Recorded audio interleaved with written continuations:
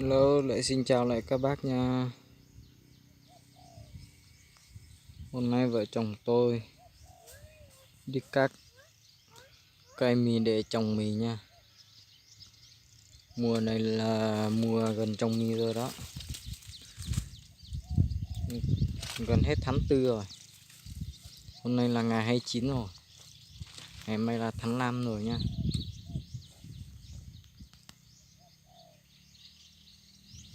Vợ chồng tôi đang đi cắt cây mì để trồng mì đây. Đây là rẫy nhà mình nha. Hết luôn từ trên kia, từ cái bên kia đó, mấy cái ruộng này là của mình hết đó. Thì trên mà không có cây keo nữa nha. Lên trên cái keo hon này, sang bên này đó, tới đây thôi, sang bên này về thôi. Chỉ khoảng 3-4 hecta thôi.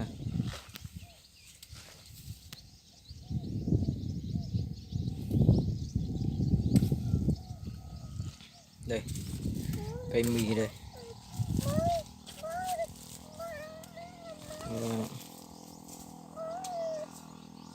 Cái mì này mình cắt để về mình cắt trồng nha. Mình sẽ trồng sang bên này. Đó, cái đồi bên này á, mình có một cái rẫy ở trên kia. Mình sẽ sang bên kia trồng. Con này, đứa con úp đây.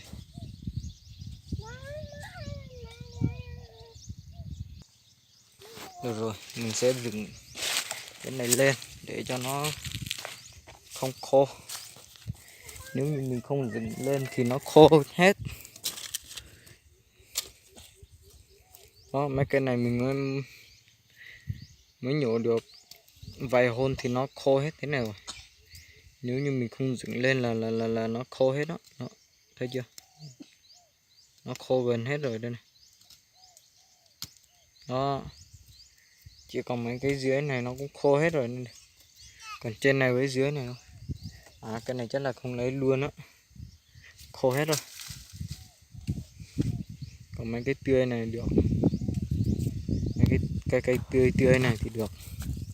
Mình sẽ dựng lên thế này để cho nó khỏi khô, để đến tháng 5 á, tháng 5 gần cuối tháng 5 thì mình trồng luôn. Mưa thì mình trồng luôn.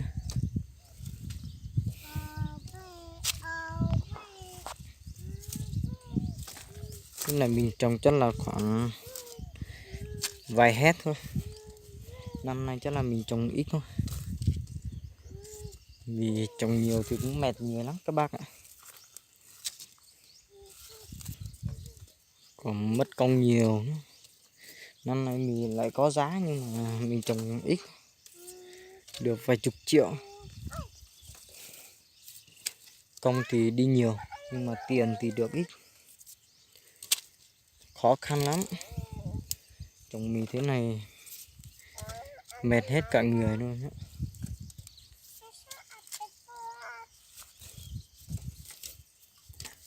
Mình sẽ dựng lên thế này.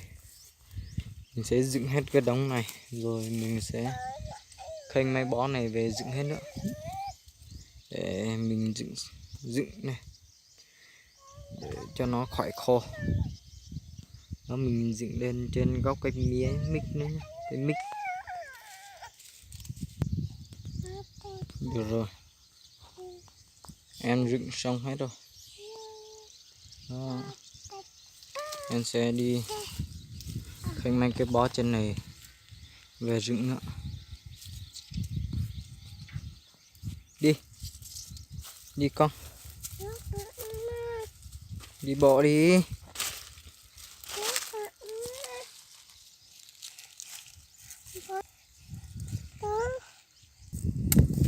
Đây,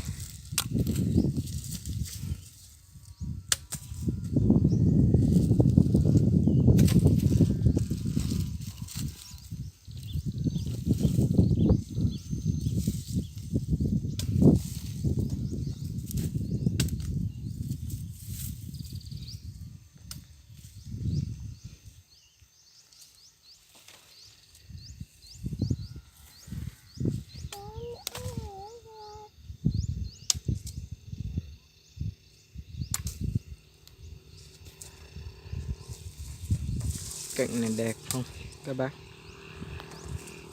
Cạnh này cực kỳ là đẹp luôn nha. Đó. Mấy cái đùi bên kia người ta khai thác gỗ đó.